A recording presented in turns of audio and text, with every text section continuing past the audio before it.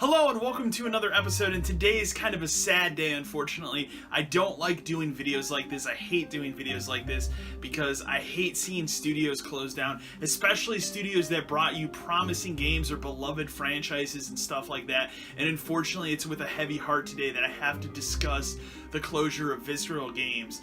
These are the people that brought us most famously the Dead Space franchise, but actually going through their whole portfolio of games, they released a lot of high-profile games that maybe you didn't realize this company was behind.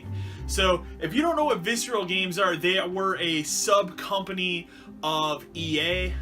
They've been around for a long time, since the late 90s. They put out a bunch of games. Most famously, they're known for the Dead Space franchise. You know, I love Dead Space. I'm actually, and this is going to date this video by me saying this, but in the coming days here, I'm actually going to be doing a full playthrough live stream of Dead Space as part of the whole horror fest that's been going on this entire month of October 2017. And I love Dead Space 1 and Dead Space 2. Not really Dead Space 3 so much, but the first two are just excellent horror games. They also did some other stuff. Their last big project that was released was Battlefield Hardline in 2015. That was met with a lukewarm reception. I personally did not play it. I'm actually thinking about going back and playing it now because it's part of EA Access, but at some point I might just look at that game because I heard it was kind of goofy. But anyways, I thought we'd take some time here today and talk about Visceral Games, remember some of the things they're known for, and maybe I'll bring up some titles that you didn't really know this development team was behind. EA acquired the James Bond license in the early 2000s, and they put out a bunch of good Bond games. Not all of them were great, you know, nothing's ever going to top the classic that is GolDENEye 007, but there's one game that was really good and really well received, and Visceral Games actually made this game, and that is Everything or Nothing. This was a fantastic James Bond game. I love this game. This is probably the second best Bond game after GolDENEye, at least in my opinion. And this was an original story starring Pierce Brosnan, and they had Willem Dafoe as the bad guy in this game. Excellent game. It's awesome. It's such a good Bond game. I really wish they would have made another Bond game in this vein, but I think this Bond game with story is better than Die Another Day, the movie that was released around the release of this game. They also did James Bond Agent Under Fire. That game was okay. They also did James Bond From Russia with Love, also an okay game. Kind of a weird one because of the whole Sean Connery thing, but nevertheless, a decent game. They did a lot of licensed games. They also did Lord of the Rings: The Third Age, which was that third-person action role-playing game. Not a bad game either. Most importantly, they did both of the Godfather games. Now, the Godfather 1, it was an okay game. I don't hate it or anything like that, but the Godfather 2, you know, that game kind of really paved the ways for games like Mafia 2 and even Mafia 3. I love The Godfather 2. I thousand that game back on the 360. At some point, it'll be part of the Greatest Generation, which I was just looking at my shelf. I need to get a copy of it. I actually don't own a copy of it. That was a great game. This team was behind that game too. Excellent game. Of course, the other game I want to talk about before we talk about Dead Space is Dante's Inferno. This was their big budget action game that was kind of in the same vein as God of War and Castlevania Lords of Shadow. This was an excellent game. I really enjoyed it. It was fun. It was very high budget. It was an EA produced game, and it was really fun and really exciting to get something like that when it came out. I thought it was a really good game that showed a lot of promise for the studio. You know, you have to think they put out this, they put out Dead Space 2, and in between they put out Dante's Inferno. All three excellent games that at this point, like 2008 to about end of 2011, this studio was on fire making some killer games. Unfortunately, Dead Space 3 kind of tanked them a little bit, and that game didn't sell nearly what they were expecting. I was just actually reading this morning that Dead Space 2 only sold 4 million copies, and they needed it to sell 5 million to be considered a successful game. That's ridiculous. That kind of harkens back to the argument with the original Tomb Raider didn't sell 5 million copies and Square Enix kind of deemed it a failure, even though that game is excellent in its own right. And I hate it when things are deemed commercially a failure, but they're so good. Now, we have to talk about Dead Space because Dead Space is such a freaking phenomenal experience.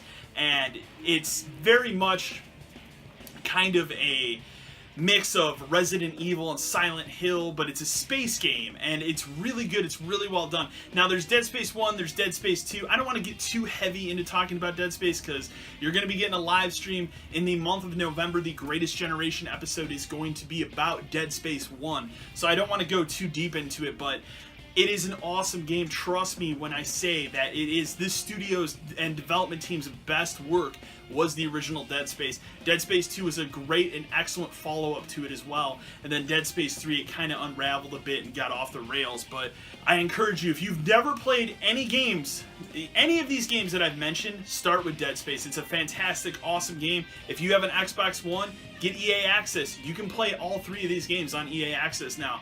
Actually, I think Dead Space 3 is coming later this month, but it will be there. All 3 are phenomenal games. If you have PC, Dead Space, it's a great way to go on either if you have Origin or Steam. You can get Dead Space 1 and Dead Space 2.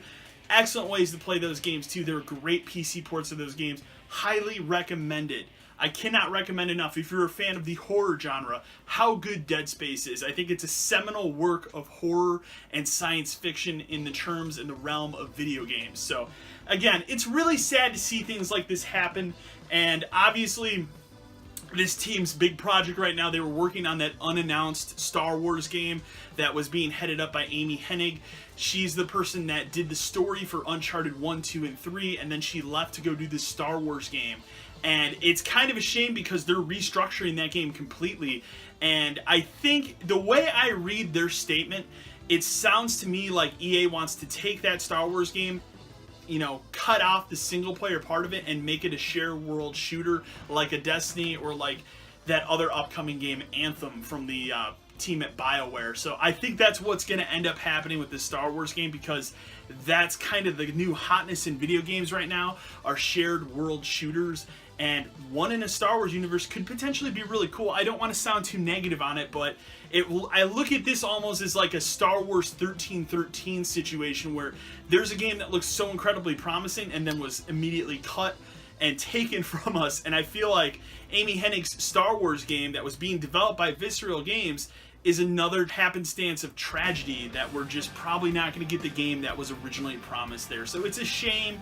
It's really sad. I hate seeing things like this happen in the video games industry, when you see a good development team get disbanded because of corporate bullshit. But that's exactly what's happening here. And honestly, this Star Wars game was probably hemorrhaging money for EA, if we're being honest. And you know, you also have to look at the other fact right now that, you know, Star Wars Battlefront 2 isn't really setting the world on fire right now. Like, the hype is there. People are excited, but because of all the scrutiny over the loot boxes that game is going to have, and the whole situation with loot boxes on Shadow of War is kind of dampened the sales of that game for WB, then you have to look in this situation and think, oh, well, they don't want to put out another Star Wars game that doesn't meet up to their expectations. So I think it was also kind of a preventative thing, if you will. So it's a shame, though. It sounds like they're going to try and find work for most of the people that were on that development team at different parts of the company. So I don't think too many people are going to lose their jobs, but it still sucks. I hate seeing stuff like this happen, and my heart goes out to those people on that team, because it is a real shame. They made some really excellent games over the years, and anything that I mentioned here, they're all worth your time. They're great games. You know, those early Bond games in the early 2000s, those were some pretty cool Bond games post GoldenEye. So highly recommended that you go out and play Dead Space. What an excellent franchise that is. Anyways, guys, I just thought I'd do a quick video on this. It's sad that this happened. I hate that this happened. Leave a comment in the comment section below. Talk to me about Visceral Games. Maybe share some of your memories. I don't know. It sucks that this happened. Anyways, guys, remember to like, share, and subscribe to the channel. And as always, until next time.